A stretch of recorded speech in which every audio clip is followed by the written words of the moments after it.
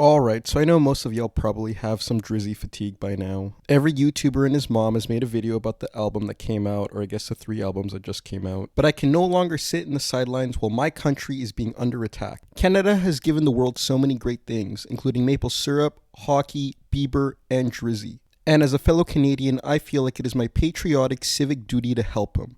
Now, yes, I know he has his glazers out there that will love any project that he releases, but all I see is criticism and saying that his new albums are mid. Now, am I a Drake glazer? Heck no. Do I think his music is mid? That's besides the point. This is Project Save Aubrey. Now, some of you may say, but Wizards, move on. The beef is ended. The music is mid. He's never going to change. But I'm a Canadian, goddammit. I have a plan to go back in time, show Drake the Kendrick disses so we can prepare the ultimate diss track, and you, my audience, will help me fund it.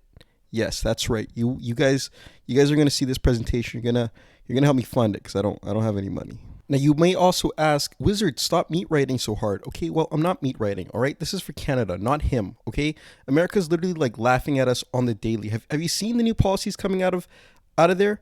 It's so anti-Canadian, all right? I got to do something. Now, yes, I am also a Kendrick fan. Yes, I can like both. But look, he's already happy and content. He played at the Super Bowl, okay? Drake's never played a Super Bowl. So before I start begging you guys for money, I had to do a few attempts to see if this was actually possible. So the first one was based on Einstein's time dilation theory, meaning that time actually changes depending on speed and gravity. So I know it exists. I just got to do it. Now, unfortunately, I don't have a car, and I tried to steal a public transit bus, but that really didn't go too fast. Apparently, I need to travel close to the speed of light, and I think I probably only hit like 100 kilometers an hour. Now, my second attempt was to create a wormhole. Apparently, people told me that wormholes allow you to travel through space and time, but I couldn't find any worms, and I didn't really have many holes that I wanted to put them in. Now, by this point, I was getting kind of lazy, and I realized the easiest thing to do was just to set a message, maybe on a forum like Reddit, and see if anybody from the future could come back in time to help me. And what happened next, you would never believe. Somebody actually reached out. Okay, so I met Homeboy at the park. He was a little weird at first, but overall seemed kind of chill. Luckily, if you're listening to this video, it means that it was a success and he did not off me or do whatever he wanted with me in the woods.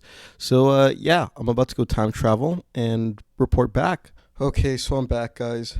I can't do it. I went back in time like 10 times and Kendrick just kept botting the boy. Even after like the 9th try, I was like, come on, man, just get your ghostwriters to do something better, but nothing. So this version of Iceman is what we have after 10 attempts of me trying to get the best comeback album out there. You know, after everything I've seen during this journey, after the sleepless nights, after the failed experiments, after nearly collapsing the fabric of space and time trying to save one Canadian man, I think I've learned something. We need to have a serious conversation. I've seen people online saying Drake fell off. I've seen people saying the albums weren't good enough. I've seen people saying he's washed, he's lost it, it's over. And every time I read those comments, I ask myself, what exactly are people expecting?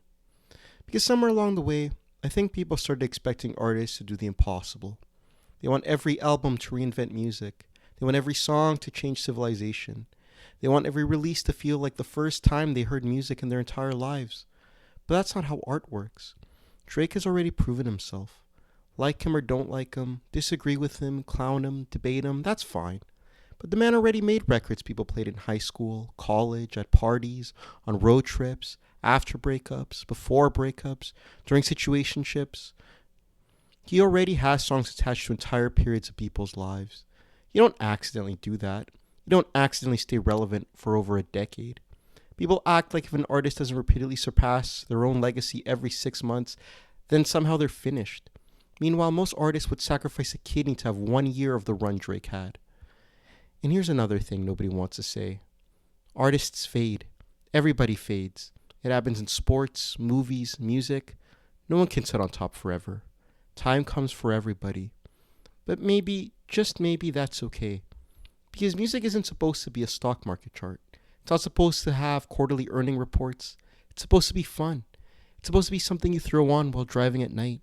It's supposed to be something that reminds you of somebody. It's supposed to be something you enjoy.